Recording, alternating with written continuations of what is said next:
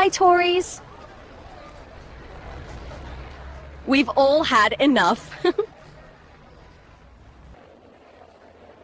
Bye-bye, labor. We've all had enough.